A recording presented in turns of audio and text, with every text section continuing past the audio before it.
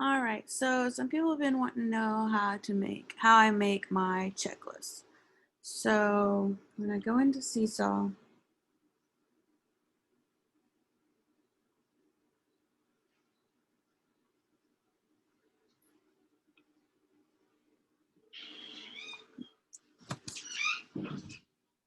so when you go into your activities, you're going to go to your library, and then you're going to create a new activity. And when you do this, you're going to give it a name. And the best thing is do a master checklist with any links that you're going to reuse every week. So like my Zoom, and then we use iStation and Prodigy, and I think that's it. Zoom, iStation, Prodigy. So we leave those links on our checklist all the time. So we create a master checklist, and then all we have to do is go in and change it. So you can make this checklist master, and then whatever instructions you want to do. So click on the link and complete the activities. All right. So then you're going to go into add template for student responses. You are going to upload, nope. Draw. Yeah, that's what you want. No, draw. Sorry, I usually start it with a Bitmoji Classroom, so that's when I usually upload it. So you want to do a background and pick whatever color you want. And then I do daily checklist. And then, so as your master, keep it like this, but then when you go in and change it every week, you can put the date here with this, okay?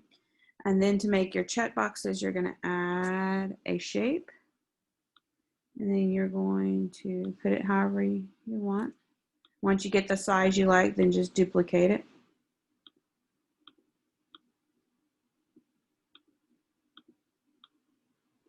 For however many you need. And then you can do it one of two things. You can do it like this, and then you insert the picture of what you want them to do, or insert a picture of, say, like, here's my one for Zoom. So you can either do it like this, where the picture's next to it, and then there's a box for them to check it. Or the way I've started doing it is, because we were getting so many things on the checklist, is I started doing it like this, and then I title it reading lesson.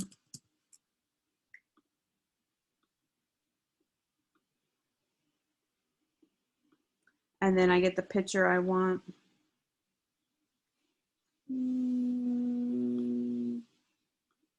A screenshot.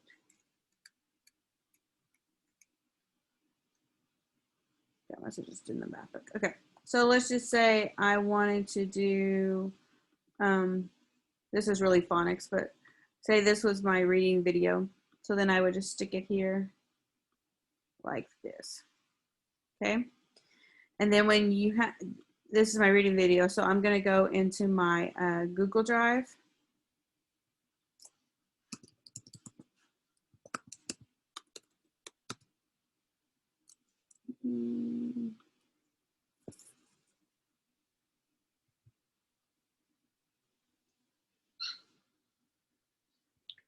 And I'm going to find my video.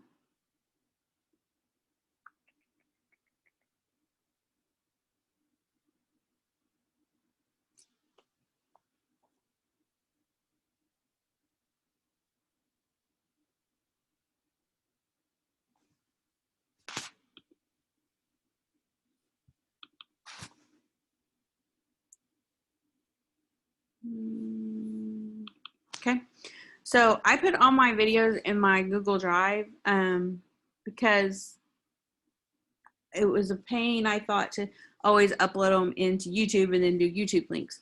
So this way they're just on my drive, and then all I have to do is click on it and then hit the shareable link. And then make sure your privacy settings say anyone with the link can view it.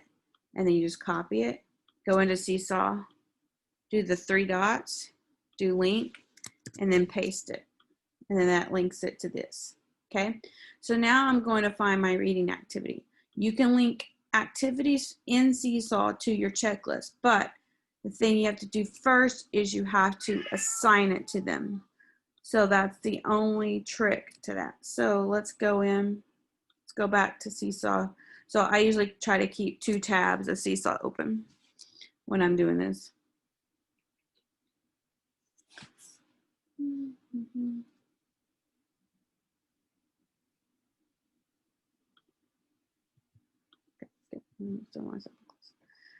So you're going to go to your activities, find an activity you want to use. My library. And so say your activity is going to be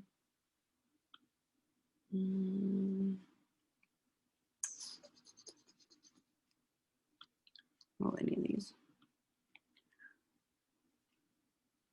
Let's say it's going to be this rhyming or this word family thing. So what I usually do is I'll take a screenshot of what this looks like. That way it's in my checklist. It's a snipping tool if you are on a Windows computer, and it's Shift Command 4 if you're on a Mac to do the snipping tool. So then I just insert the picture, and I would have titled this duplicate this and title it reading activity.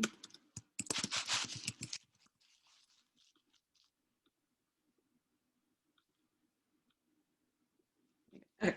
Now, to link this to your activity that's in Seesaw, okay, you're going to have to first assign it to your class. A lot of times, when I'm doing this the day before, I always set these up the day before. When you assign it, you can schedule it. So I schedule it, all my activities for 8 o'clock, and then my checklist I schedule for 8:01. That way the checklist is at the top of their feed when they open up Seesaw that morning. So I would make this tomorrow at 8 o'clock, and make sure you make that say AM, and then hit the green button. So, but it's already assigned. So I'm going to go back to my class, and it's right here in scheduled. If you scheduled it, you'll find it here in scheduled, but I didn't schedule mine, so it's here. You're going to click on the 3 dots. You're going to go get student link. Then you're going to copy it. And then you're going to add it 3 dots, link, student link. Now, if you have an activity that you want to create on your own, you can add a page here and then say you want them to write something. You can add a background, or if you need them to work out a math thing, there's these dot and grids. But say I want them to write something for me. So I'm going to add this here, but then when I go up here, make sure I'm on my clicking tool. I'm going to make this a writing activity.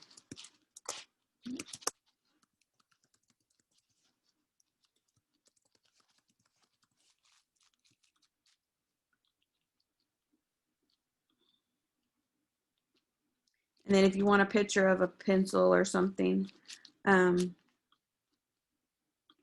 add to this, you can, but I'm just going to show you what to do by linking it to the square.